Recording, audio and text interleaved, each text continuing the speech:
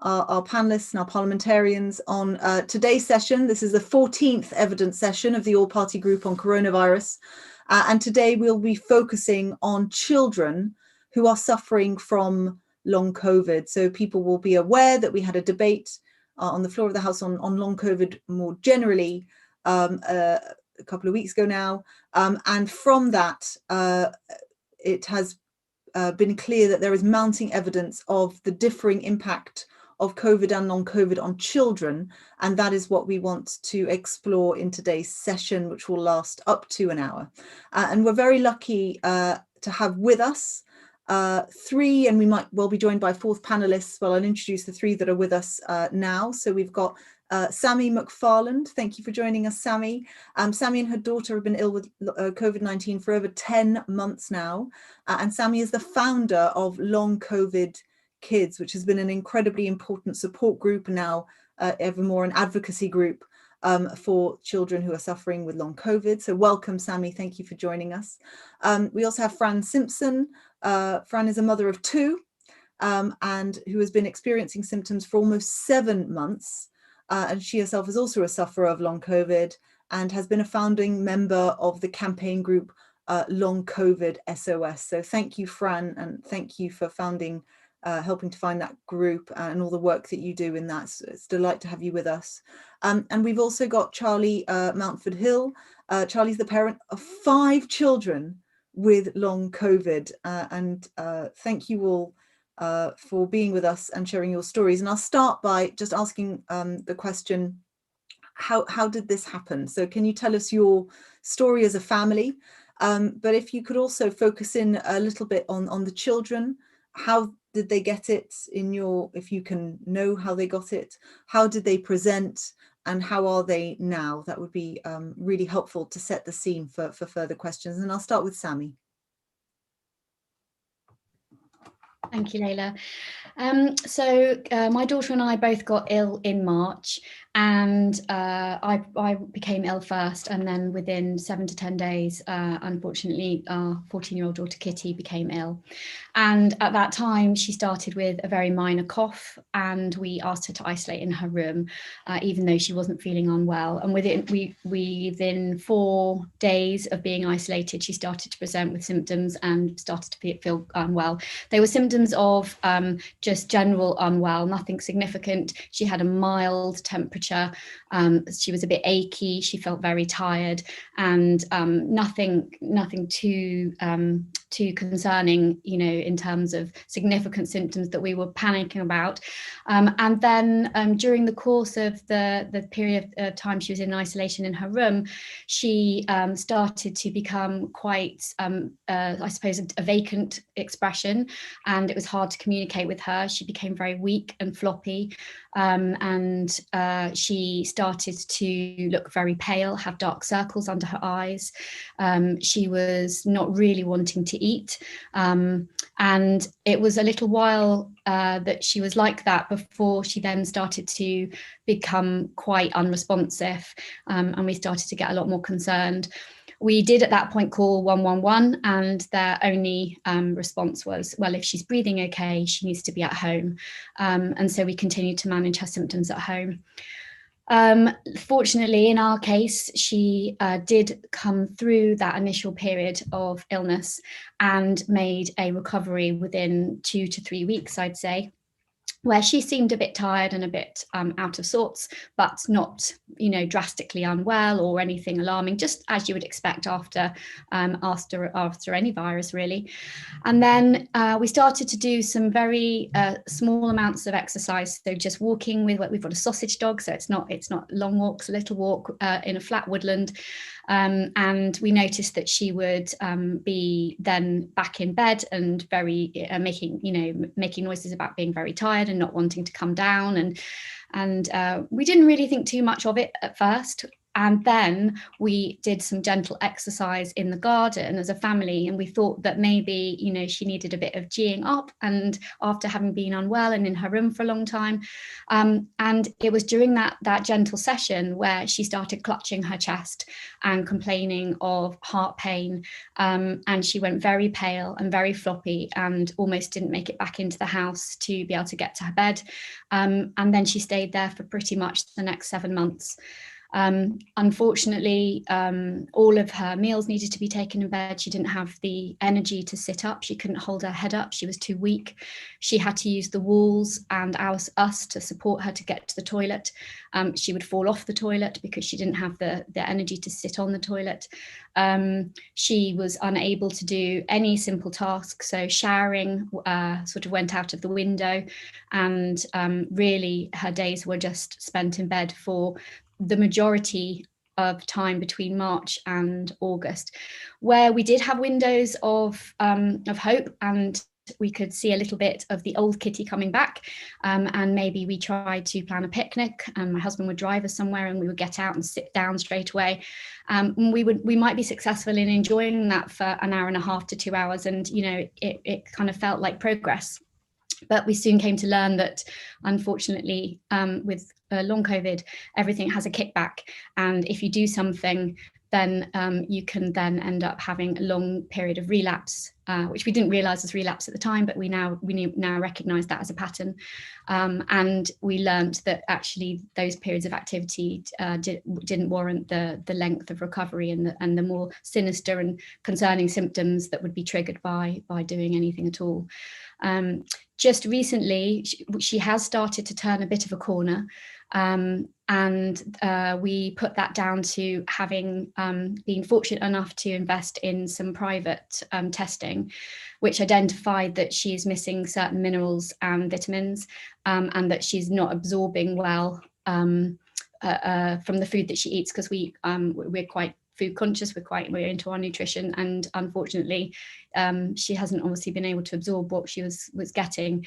And since working with a naturopath, she is now able to be out of bed, and she can manage. She's been going to school for 2 or 3 hours.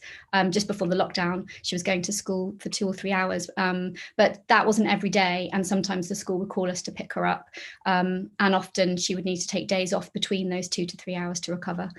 At this point in time, she's managing Zoom school on most days for some hours, but often she does that in her bed, and her activity levels then for the rest of the day are just in bed.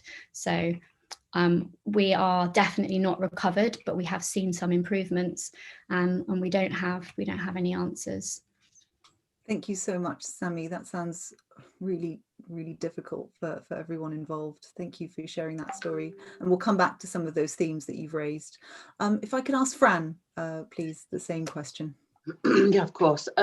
So I became ill on March 11th, the week before lockdown, the first lockdown. And about 3 days later, my 5-year-old son started to present, and his first symptom was actually testicular pain, although I didn't make the connection until later on, because obviously I didn't realize that was a symptom. But he claimed, you know, he said he had pain in his testicles, and then he went on to have fairly mild. His was fairly mild initially, so he had a bit of a cough, he had a bit of temperature, he had really strange insomnia. He'd be awake, you know, throughout the night, wide awake. And obviously at the time we weren't aware of what it was. It was only as, you know, we kind of pieced it together going forward. He went on to have varying symptoms through. So he sort of got a bit better, and then he got worse again, and his has fluctuated up until now. So he has things like blurry vision, he gets headaches, he's nauseous most days. He has fatigue frequently, so if he does anything, you know, he has fatigue, like Sammy was mentioning. He has he went through quite a long spell of having something called Alice in Wonderland syndrome, where he would see people's heads shrinking. So he'd be watching a film and say, you know, Mum, why is that man's head shrunk? It's got smaller.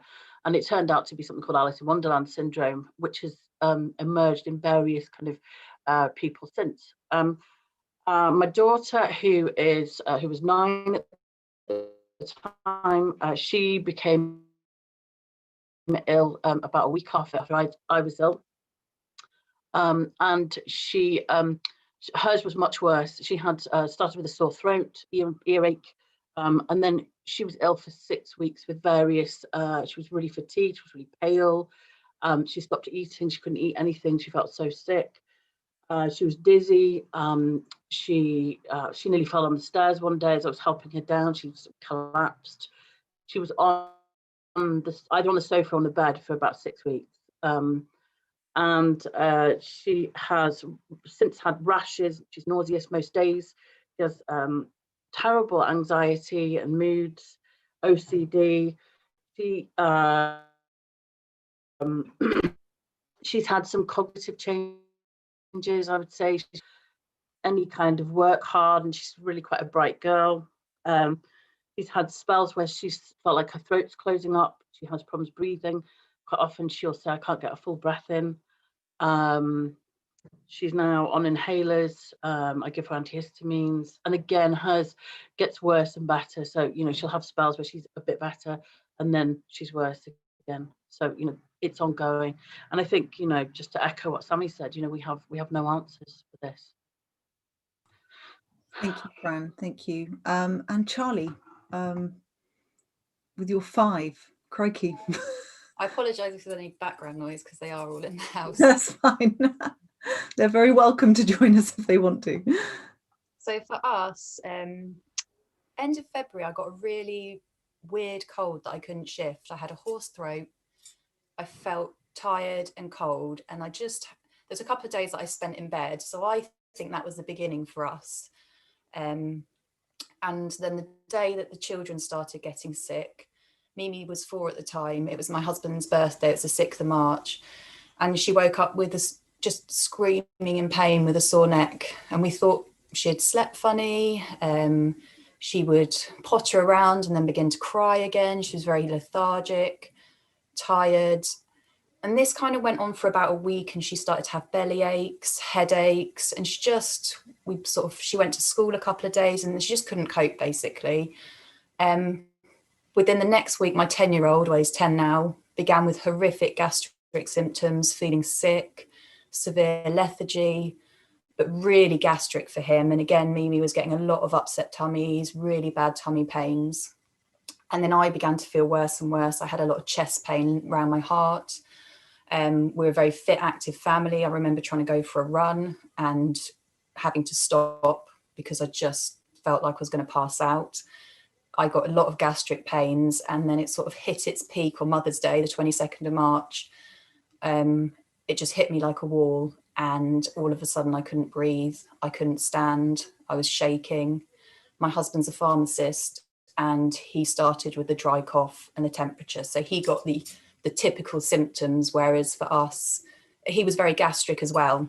But the children had these symptoms which weren't necessarily deemed COVID at the time. We then spent 14 days obviously isolating. The 2 children who were obviously sick continued with this lethargy. Mimi ended up with ear infections. We barely got out of bed. I remember lying in bed one day and thinking I really need a glass of water and not being able to reach out to get it. We were that poorly. And I had 3 other children at home who seemingly weren't sick, or it was very mild. So we got through that 14 days, and it was horrific. It was horrendous. We were all very sick. But, we were then told, it only lasts 14 days. We thought we would then begin to get better. Somehow my husband managed to go back to work. I still couldn't get out of bed. Mimi couldn't get out of bed. Indy began to have breathing difficulties at this point. And actually the initial illness was awful, but the next, it's coming up to almost 11 months now for us, has been much, much worse. So obviously I've got a lot of them, so I'll try and keep it to bullet points. But for Mimi, aged 4, obviously we were told it didn't affect children.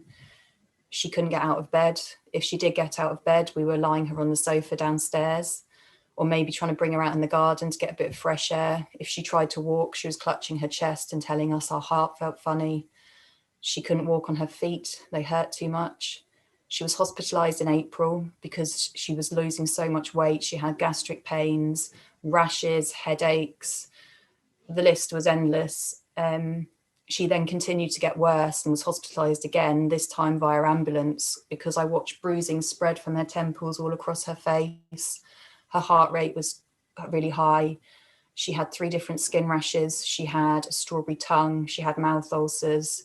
She would have these episodes where you'd call her name and she wouldn't respond. She didn't get off the sofa, constantly passing pale stools, constantly. She would wake up every morning crying in pain with her stomach. Her hands were peeling, her feet were peeling. She was covered in bruises. And she got admitted and they ran some blood tests and they said there's nothing wrong with her.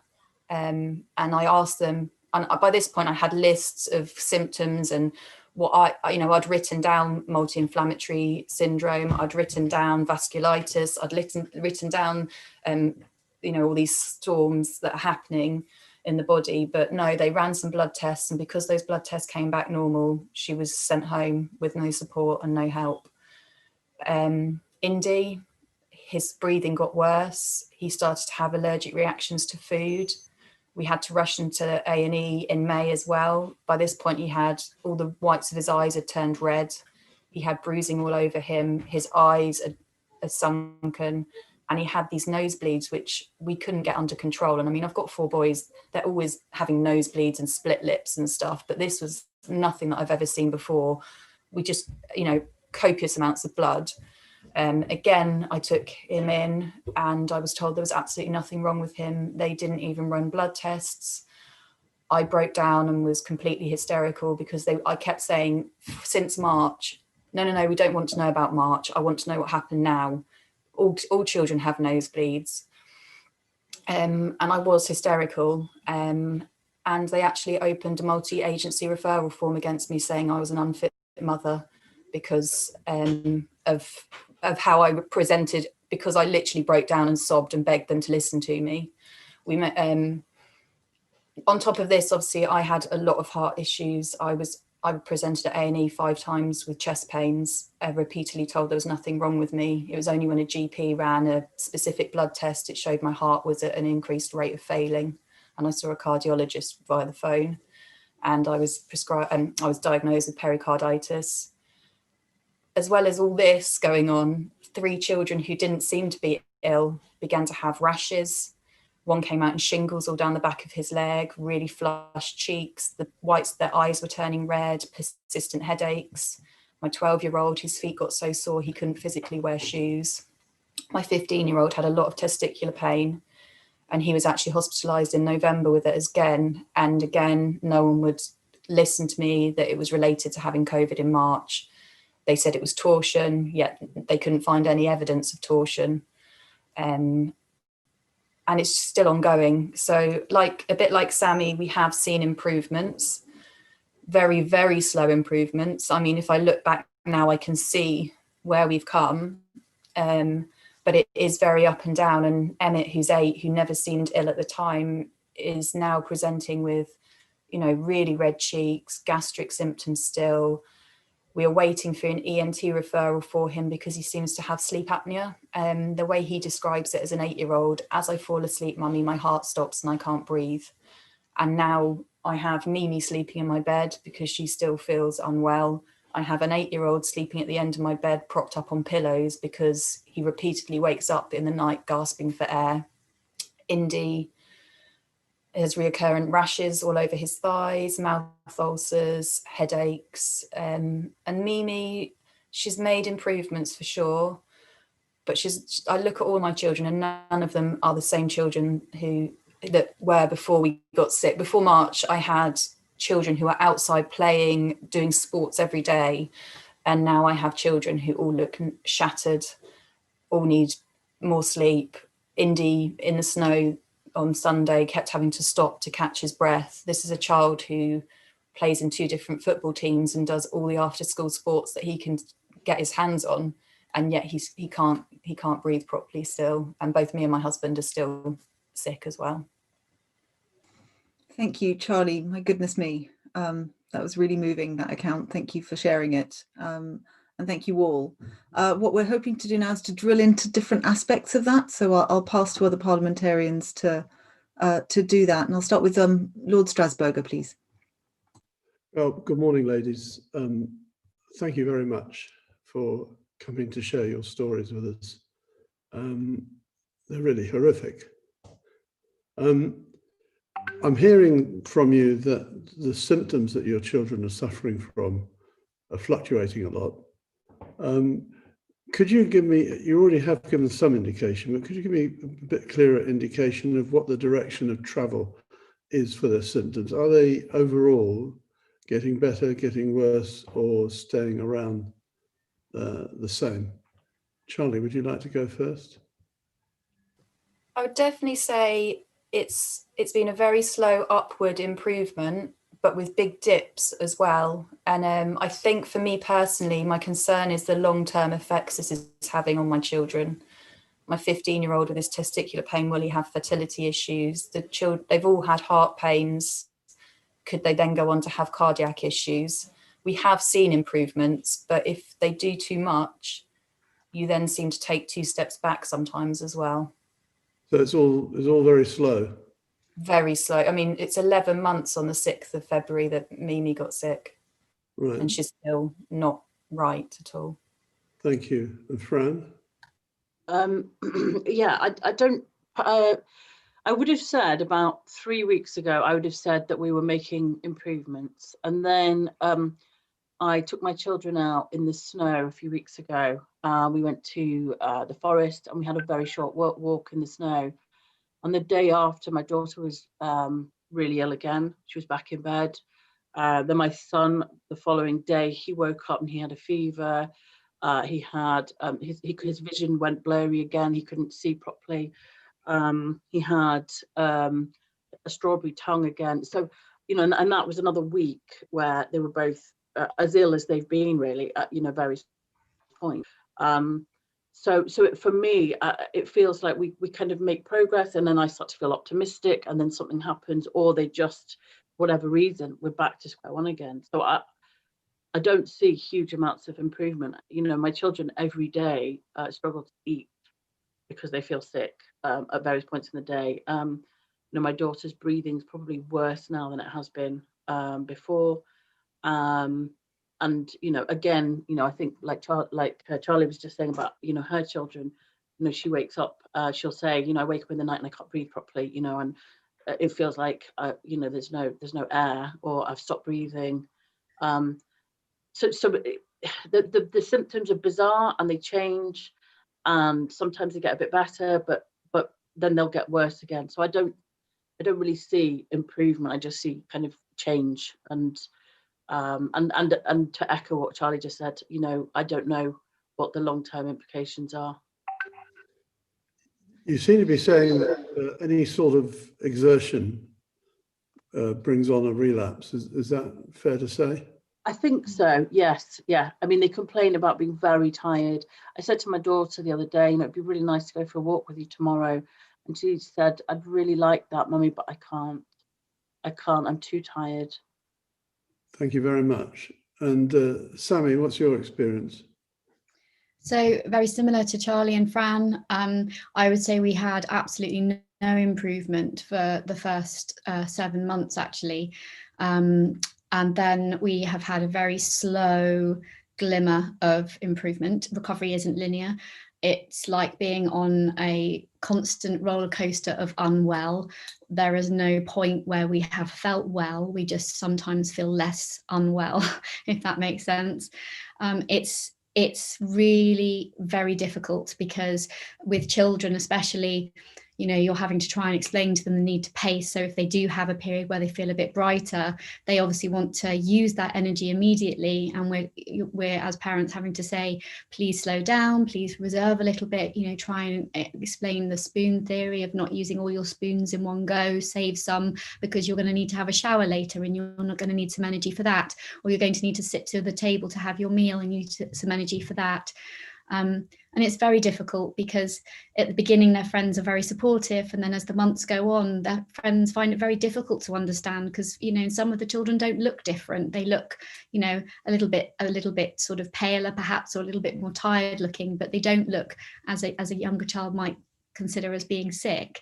And so our children find it difficult to explain to their friends why they can't participate and join in. And it's really hard. And we're not well, you know, we're approaching 10 months, and for example, Kitty can now make her breakfast. She can stand and make her breakfast, but that's an activity. That's not anymore, you know, it's nothing more than an activity that then requires her to rest. Thank you. And I realise that none of you are medical experts, but in the course of your work in the group, can you tell me anything about what is the prevalence of long COVID amongst children? What's your understanding of that? Would you like to go first, Sammy? We've actually surveyed our group and had 222 responses as a rapid survey. And we have, sorry, now my brain fog's kicked in. Please may you repeat the question? I'm asking what you know about the prevalence of long COVID in children. Thank you. So we have a large proportion of the group are affected and have been affected for many months. And the symptoms, there are over 100 symptoms. Fran, would you like to contribute here? Yeah, sure. Okay, so I mean, I wrote something for the BMJ opinion back in October about counting long COVID in children, because there hasn't at that point been any quantitative data. Nobody had been counting this. And, you know, I did a brief survey at the time, which gave me an indication that, you know, this isn't just an anomaly. I'm not an anomaly. There are lots of children out there. The ONS have just released data that says that 15% of children are symptomatic after 5 weeks. Now, I'm not sure how accurate that is. I expect that's an underestimation because we are seeing quite a lot of children who are better after the initial acute illness, and then the long COVID comes in 2 to 4 weeks afterwards, which actually lines up quite well with the PIMS and MISC, the Kawasaki-like syndrome. We're also, you know, in our group, we surveyed, and we found that 8% of the people with long COVID, the children with long COVID, were asymptomatic in the acute stage, and 37% were very mild. So you're looking at, you know, largely 50% of our group who had very mild or asymptomatic acute infection and went on to have long COVID. So there's questions around how many children out there may have long COVID, but the parents aren't even aware that they had COVID in the first place, and therefore, you know, how do you count something that you're not able to measure? So Yes, I can see that's difficult. Yeah. And Charlie, you got anything to add? See, I don't have any data as such, but my husband, as a pharmacist, is seeing a massive increase of children and adults coming in with new allergies, random skin rashes, peeling feet, eye issues, these red eyes, viral conjunctivitis. And he said it's insane. Like, it's just literally gone through the roof. And all he can think is, and obviously with our situation, it has to be related. And a lot of these people don't know or don't think they've necessarily had COVID, and yet they're presenting with a multitude of long COVID symptoms. Well, thank you, ladies. Back to you, Layla. Yeah, thank you very much. That's really helpful, and it's clear that there's a lot more research that needs to be done. It's certainly one of the things that we'll press on your behalf. If I could just quickly ask a question about schools. So for those who are in school, how has this affected their schoolwork? obviously that will vary over time, but I'm also interested to know, how has the support been from the school, and you know, what accommodations have had to be made for the kids? And perhaps I'll start with Fran this time. Okay, thank you. So my children had no learning at all in the first wave. You know, they were too ill to engage with any online learning. And I contacted the school on a number of occasions, said, you know, I'm struggling, I don't know what to do. And at the time, of course, you know, long COVID wasn't really known about anyway, and certainly long COVID in children. But, you know, to be fair, on my children's school, they have been quite supportive compared to an awful lot of the schools that we hear about in our group. And, you know, they went back to school in September, but had to have frequent days off for not feeling well enough to go in. And then I kept them off because it was, you know, they were finding it really hard. And also, you know, to put it into context, you know, I do feel that, you know, we have the fear of reinfection for us is very, very real. You know, for people in our position, you know, the idea that we may get ill again, that we may have to go through this or worse again, makes us, well, certainly from my family, but, you know, I'm echoing what lots of people say, very, very reluctant to put our children into schools where, you know, they may get reinfected. So that has had an impact. For working now, they can do, depending on how, you know, each day is different. And on some days they can do a bit more, other days they can't do anything at all. So, and the school, like I say, have been quite supportive, but it is very, very difficult, you know. I feel they've missed an awful lot of education through being, you know, through ill health. Thank you. And Charlie, and who's with you? Hello. You're on mute, I'm afraid. There we go. Hello, Mimi. Hi. So for Mimi, she's not done one full school day since she's been sick. I've had to fight for that. I mean, the school were supportive at first. I don't think they realised how sick she was, obviously, because when she was at her worst, we were in lockdown and the school holidays. But she just couldn't handle anything more than a couple of hours in school, and you could just see it in her. So she's done half days ever since. I've had a lot of pressure to have proof for why I'm not sending her all the time. I've repeatedly asked my GP, and even in writing, but I haven't received anything proof-wise yet. Indy and Emmett have had reduced hours with these. They were having very big relapses, and actually we kept retesting them, thinking that maybe they'd got COVID again because the relapses were so severe. But they came back negative. So they've missed days. Nico and Beck, who are both at secondary school, Nico's meant to be doing his GCSEs this year, again have had reduced hours. Their attendance isn't great. I must admit, their school was amazing in the sense that they acknowledged what was going on. They said that they had other children supposedly that seemed to have these symptoms, but it's definitely affected all of them. And you can just see as well, even if they were going to school, they had nothing left in the tank afterwards. And like I said, normally I wouldn't pick them up till like 4 or 5 because they'd be doing hockey and tennis. And so, yeah, it has really affected their attendance. For me personally, I couldn't work for 5 months. And even now I'm on reduced hours. So. Yeah, thank you, Charlie. And Sammy, and also if you could expand into what else you know from the group, that would be helpful. We've heard, for example, about some parents receiving fines for not being able to get their kids to go in. Other stories like that would be really helpful for us to understand the whole picture. Of course. So for us, we were obviously ill in March, and so the school had nothing to compare it to, that we didn't really know what was wrong. And when we talked about going back to school in September, and I approached the school and said, look, Kitty's not going to be well enough to come back for full days, you know, could we come in and have a meeting? And we did go in and have a meeting, and it was very challenging because we don't have any evidence, and schools want evidence, just as Charlie said. So there was a lot of pressure around, you need to provide some medical advice. The school have been supportive, but I feel are completely unable to understand what it's like to have a child with long COVID. They suggested things like Kitty could come into school and then they could give us a ring if she got too tired. That she could have put post-it notes on the front of her desk if she got tired, to let her teacher know she needed a timeout and not to be asked questions.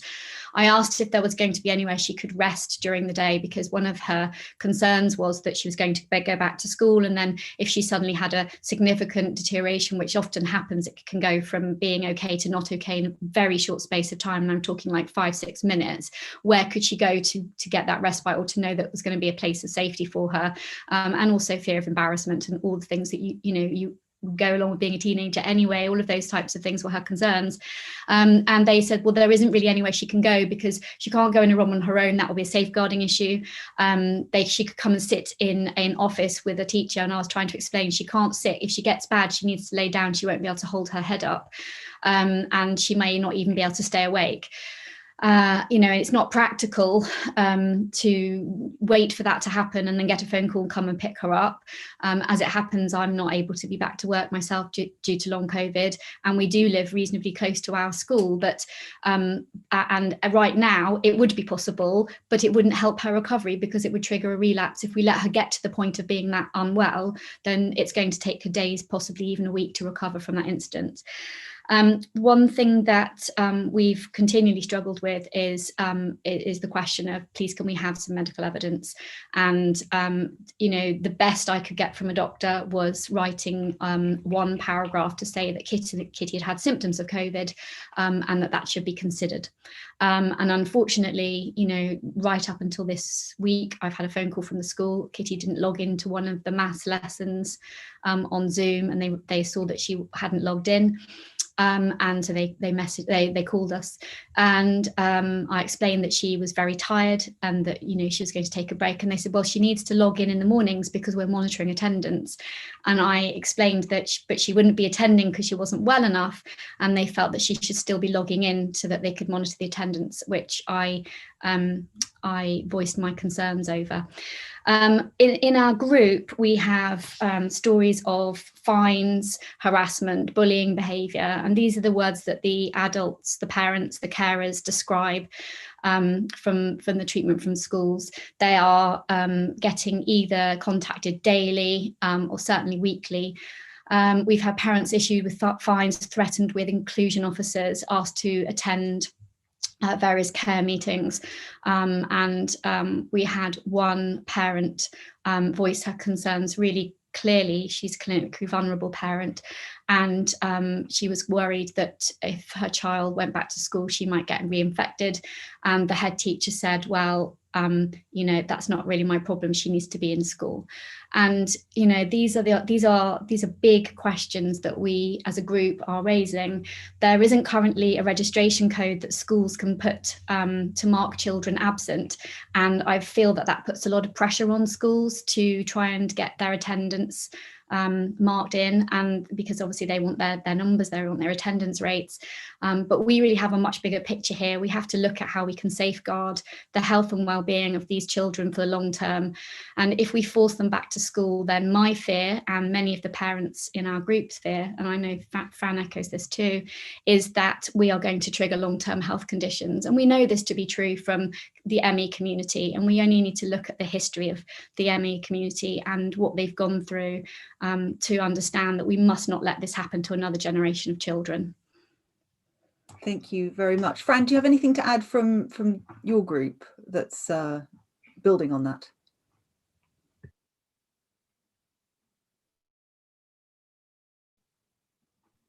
Oh, there you are. Yeah. Sorry. Well, I mean, I'm working alongside Sammy a lot now, so I'm kind of in both campaign groups because obviously I've been campaigning for children through long COVID SOS for quite a long time, and now I've kind of linked up with Sammy because together we can actually achieve more for children.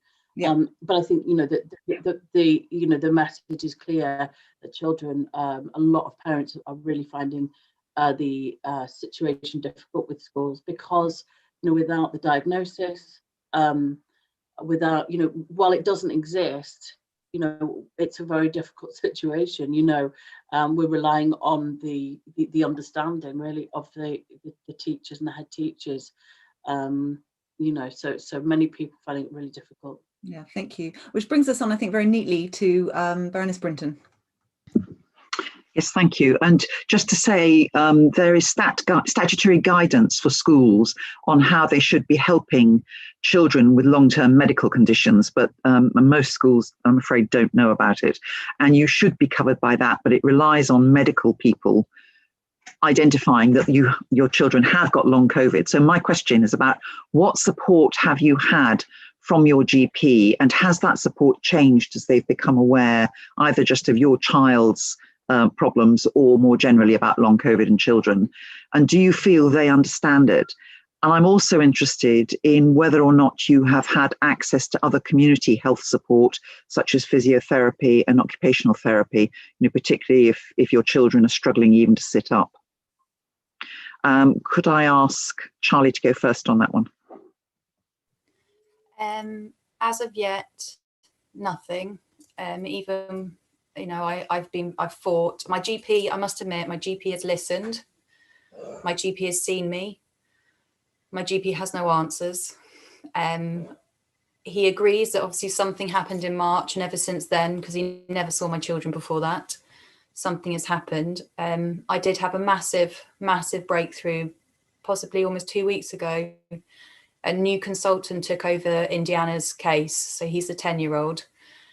And he has a diagnosis of long COVID, which even now I'm getting quite emotional about it, because this is acknowledgement. It doesn't mean I'm going to get any answers for him or necessarily any treatment, but I have it, and I can say to schools that my son has long COVID.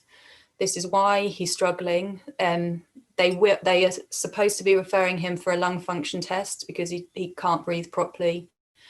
He will be referred to Oxford, I'm told.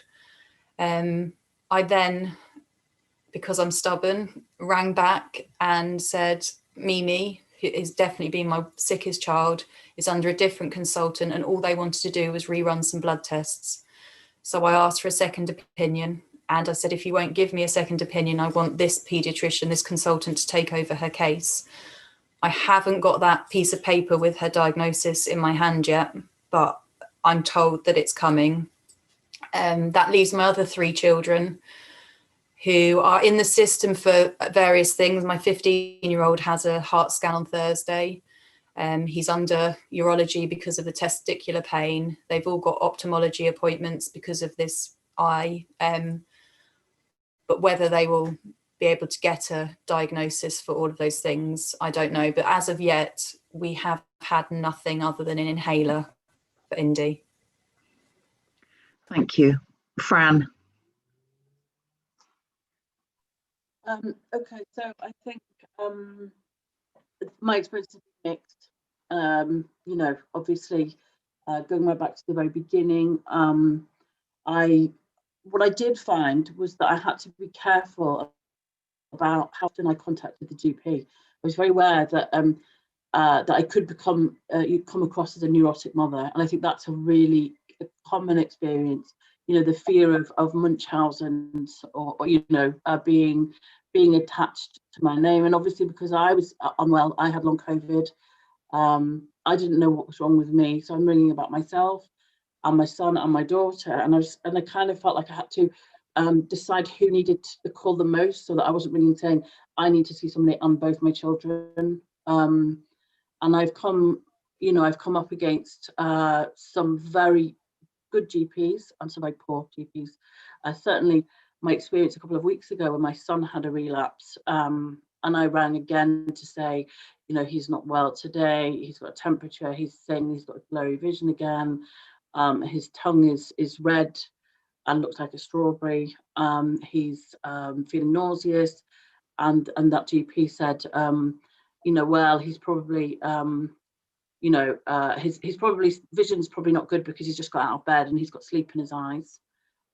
He is probably, he's about the age where, they'll say they feel sick to get out of eating food they don't want to eat. You know, he literally minimized everything I said. And I was so upset, actually. The following day, I think I spent most of the day crying, because it felt like, this has been going on for 10 months now.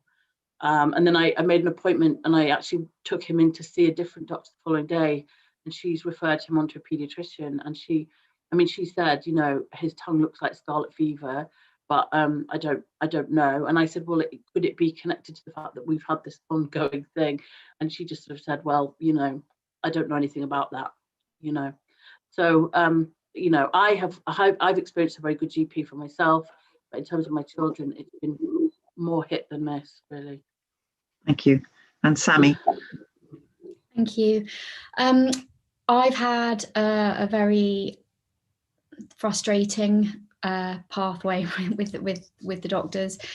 We were ill at the point where they hadn't seen anybody else, so they were initially empathetic when the GP came out to the house about 3 months after we got infected, and they thought I had a secondary lung infection, and actually the bloods were negative, but it showed some reduced kidney function. So they sent me into the surgery 2 weeks later for an appointment with the nurse to have follow-up bloods. And that was the first time I'd seen another human being since I'd been unwell. It was the first time I'd left the house. And she asked me how I was feeling, and I burst into tears because, it was an overwhelming, harrowing experience, because you don't know, we didn't know at any point were we going to be in the ambulance going to hospital, because all we heard on the news were people being put on ventilators. And so it was, I cried, and she proceeded to tell me that I had depression. I'd never met her before. She'd never met my child. I had depression, and I reasoned with her that I didn't feel like I had depression, but I was really fed up of being unwell, and that I was trying really hard to get better, and I wanted to get better, and I was speaking to my family on the phone and that sort of thing, engaging with life where I could, but actually I didn't have the energy to do much. And I said, but I also have this child who's ill too, and she has symptoms. They're not the same as mine, but that she has symptoms since she had COVID. And the nurse told me that my daughter was mimicking my symptoms, and that her symptoms were related to being locked down and missing her friends. And it was that experience that led me to create Long COVID Kids and to create the awareness film, because I was so angry, so frustrated, so upset. And I came home, and my husband tells me that I hardly spoke for 3 days. I stayed in bed. I didn't really eat. I was crying. I slept a lot. And then I woke up after that third day, and I remember it really clearly. And I just thought, there must be other people like me. This is not in my head. And I then found the Long COVID support group, which at the time had 5,000 members, and now it's got 34,000 members. And I read lots of stories from other people like me, and I reached out to other people in the group and said, look, are there any other parents who would like to help me make an awareness film about what we're experiencing? And then the rest is history, as they say. But we have had 1 blood test, maybe 2 blood tests for my daughter. We've had 1 ECG, which I had to really, really push for. And we've had 1 consultant appointment with a general paediatric consultant who had not looked at our notes before we arrived. He had said he'd never seen long COVID before. He didn't know it existed in children. And my concern is that our daughter put so much hope on that appointment. And we went to the appointment, and she said to me in the car park, "It's okay, Mum." Oh, sorry. "It's okay, Mum. When we know what we're dealing with, it'll be okay. We'll know what to do." And then we went to the appointment, and the doctor said, "This is really new. We don't know what we're doing. You have to know that we don't know anything about it yet. I can do some research. I'll come back to you." I urged him to, I'd also obviously done a lot of research before that appointment, and sort of tried to deliver the information sensitively, in the hope that it would engage a healthy conversation. And he sort of was very dismissive of my questions, and said that, well, you've clearly done your own research. And I eventually convinced him to actually do a physical examination, and he looked at her and he said, well, she does have some signs of POTS, but it's nothing significant, and I can hear a bit of a heart murmur, but it's an innocent heart murmur. And I said, but she didn't have a heart murmur before. And unfortunately, he said he would go away, do some research. And just before Christmas, we received a letter to say that no appropriate clinician was available and we'd been taken off the list. So to this day, our daughter's not had any investigations and still has the same symptoms and still has a heart murmur that we have no diagnosis or screening for. She's also had to see an optician. Her eyesight's deteriorated, so she's had to have very strong new glasses, which the optician thought was unusual, and has called her back in for another appointment within 3 months. And community support, we've had nothing. And actually, worse than nothing, we don't get any support now at all. We don't get, I don't feel, like Fran was saying, I don't feel I can phone the surgery because I'm concerned, what they think of me and whether it's going to cause more problem than benefit. So at this moment in time, nothing. Thank you all so much. Thank you all. Just before I pass over to Baroness Masham, can I just ask Sammy, how big is the group now? So as of this morning, we've got 688 families. About 50% of the families that we surveyed have one child, and other families have between 2 and 8 children, Fran, I think, with long COVID. And I actually don't know the exact numbers because obviously it's the parents that come into the group, but yeah, it's a significant amount, and we're growing at a rate of about 30 families a day. Since Christmas, it's been going up quite quickly. So yeah, it's definitely a growing problem, and we imagine that there are many more children, as Fran said earlier, in the community that don't know that they have long COVID. And also we fear that there are lots of children who aren't getting tested and will even know that they have COVID, because the testing criteria on the government website asks questions that relate to the symptoms that adults have, and actually don't ask questions that relate to the symptoms that children present with. So we often get emails from parents to our support group asking whether we think they should get their child tested. And we, of course, always say, if your child is unwell, you must seek medical advice and get a test, because we've learned that any symptom of unwell can be COVID in a child. Thank you, Sammy. That's really very helpful. We've got technically 5 minutes left. I will push that envelope a little bit. But as we look to the future now, the present and the future is what I'd like to focus on in our last 5-10 minutes. Baroness Masham. I'm Sue. When COVID restrictions are lifted, what are your worries for your child's future? And I'd just like to congratulate you for what you're saying and what you're doing and your group. And I wanted to ask you also, what can we do to help you? Because that's why we're here. First of all, we'll have Sammy. Thank you. I'm actually feeling quite emotional that someone's asked us what they can do to help, because we don't often hear that. Thank you so much.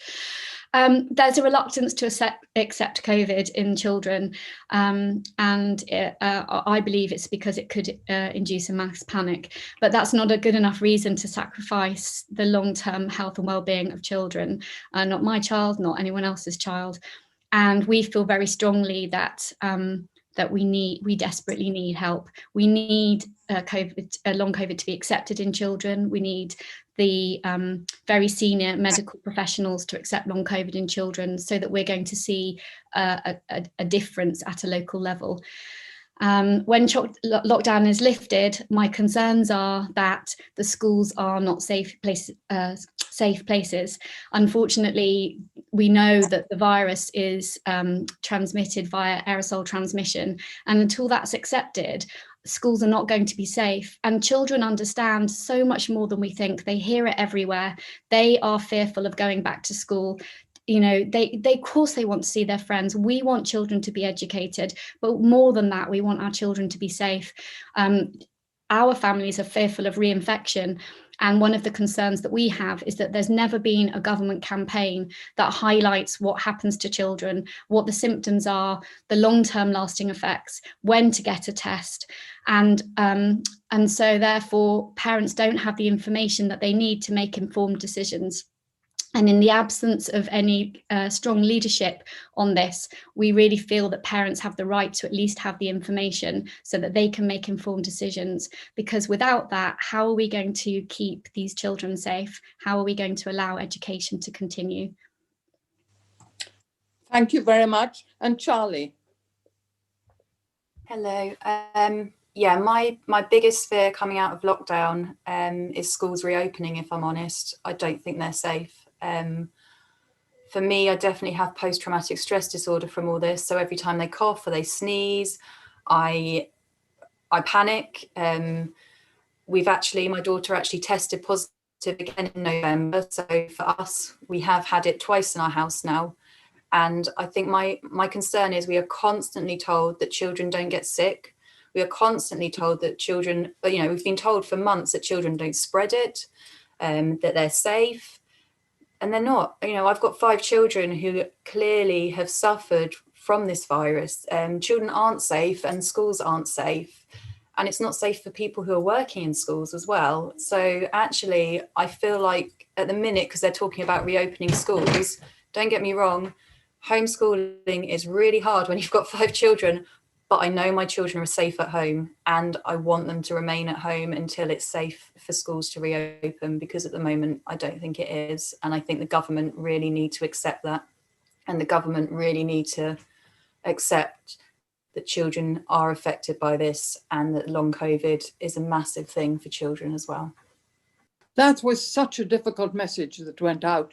The children didn't get it. Children, that was a hugely difficult thing. And Francis, have you got something to add? Not really. I mean, I think both of them have beautifully articulated how I feel.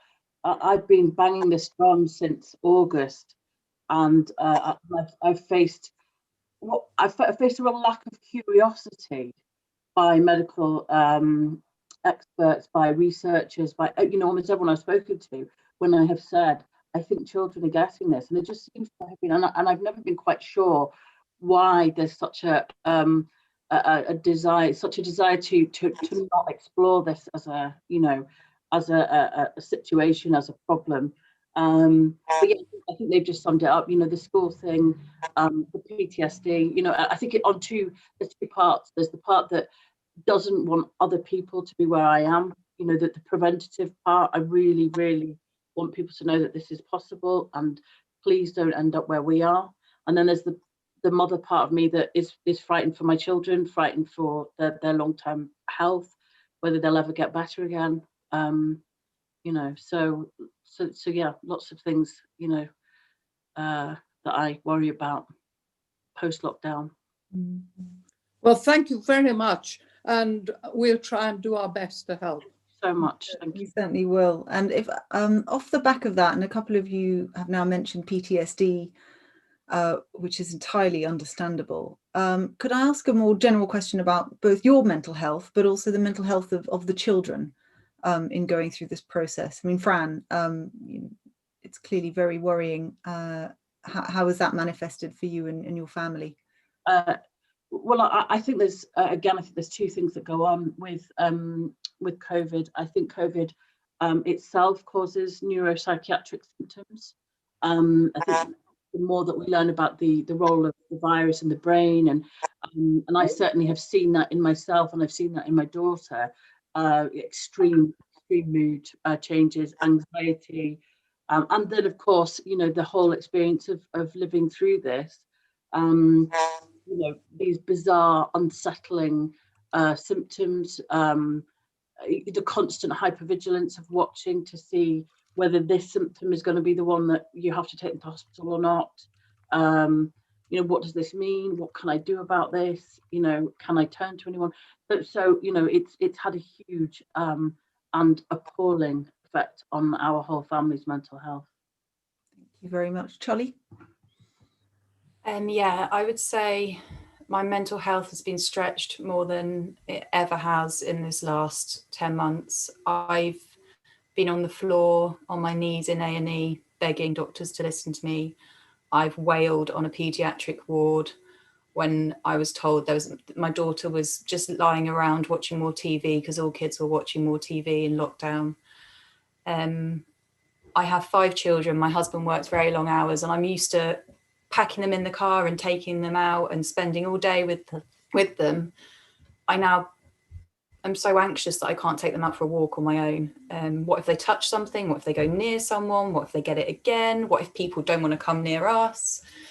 And when my daughter tested positive again, I didn't eat or sleep for 3 days because I was like, we're back here. We're back at the beginning again. The children, thankfully, like I have noticed, I can see their frustrations because they're not as well as they used to be. But they kind of potter around, and it's more my 12-year-old that has had concerns. His tutor has mentioned he's very quiet, but he's very much a closed book in any way, and he's kind of internalized it all. I mean, they've watched their sister go off in an ambulance. They've watched their parents be sick. For me and my husband, it's been a massive strain on our relationship and just in general. And I'm not sure I'll ever get over it. And I just feel like everyday survival at the moment. And it's just really tough. Thank you, Charlie. Sammy? Thank you. So as a group, we recognise that all children have been affected by the pandemic, but we would say that children that have experienced COVID at first hand are affected the most.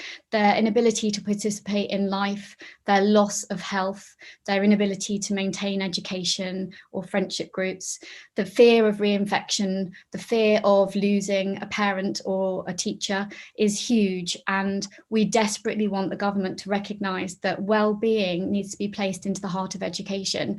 We want our children back in education. We desperately want them back there. But if it's not safe and they're continually fearful and the parents are continually fearful, it's going to make getting back to education very difficult. So let's just really be honest and make schools safe. Please join the dots and recognise mental health is being affected, education is being affected, and until we get those places of safety for our children, we're not going to move this forward. Thank you very much. And to round us off, Lord Strasburger. I just want to speak on behalf of all of us parliamentarians to say how much we admire what you're doing and what you've done. I can't believe you're still at it, still vertical. You're very brave. This is a national scandal. You've been ignored, you've been marginalised, you've been disbelieved. You've not been offered any treatment for you or your children. You've not been offered any support. You've not even been offered any interest.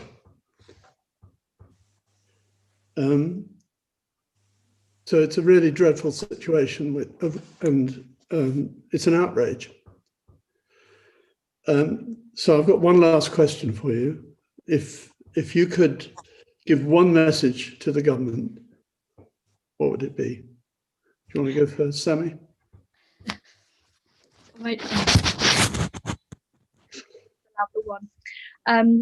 I would ask the government to recognise that this virus is transmitted via aerosol transmission, because until they do, how are we going to stop people getting infected? We do not want other families to share our story. We do not want a generation of long-term health condition in these children. Just please, please recognise it. Absolutely. Charlie? Very simple. I'd like the government to acknowledge that children can get very sick, acknowledge that children do spread this virus, and put in place support for those who need it, and make sure this filters down to those who are going to be seeing the children, because I think that's a massive thing. Like, you know, now long COVID is beginning to be talked about, and yet a consultant I talked to last week does not accept it. So yeah, acknowledging long COVID and acknowledging children and keeping them safe. And Fran?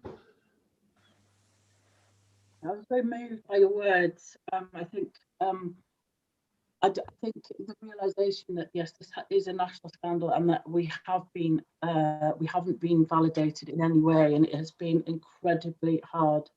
And I think for me, I think it's about honesty. I think I'd like to say, can we be honest now with the public about what we know? Because people still believe that this is a respiratory virus, that it's flu or a cold, that people will be over in 2 weeks. And we know it's a multi-systemic virus. It affects, all parts of the body, and it doesn't just affect old people and clinically vulnerable people. That we need to count morbidity as well as mortality. That people being ill and sick, and children as well as young people, children. And I think part of that honesty for me is the saying about the aerosol transmission. That this that in schools simply saying that washing your hands is going to be sufficient. We know that isn't true, and so I think for me, policy changes around lockdowns, around schools, must be based on the truth and not just what's economically appealing, really. Well, thank you very much. And I've been in tears listening to you. No, thank you very much. And I think Paul's final words there are as strong as I could end on. And it just leaves me to say an enormous thank you to all three of you for your incredibly moving contributions today. As an all-party group, we have always sought to be the voice of those who have been unheard. And I hope we shift the dial just a little bit today. And we know that, we have hundreds who are watching now, but even more who will watch this later. So your words are being heard, and what we will also be focusing on is action. So from this, we will be obviously writing to the Prime Minister with recommendations that fall out of what you've been calling for and the evidence you've been given and we're gathering. We are also going to have a further session on transmissibility in children, picking up on some of the scientific aspects of what you've been raising. So just a marker in the sand, and we will advertise when we have that, hopefully in a couple of weeks' time. The government's making decisions now about whether it's going to reopen schools before or after Easter, and we want to make sure that we're feeding in the latest evidence, the latest truths that we know into that conversation. So thank you all. Thank you, Fran and Charlie and Sammy, for your time. Thank you to all in your groups who I'm sure will be watching avidly. You give your accounts today, and just to encourage all of them to keep writing to us, to write to their MPs and to raise the profile of this, and we'll continue to work with you, I hope, in raising the profile of coronavirus and its impact on children. So thank you all very much. Take care, stay safe. Goodbye, everyone.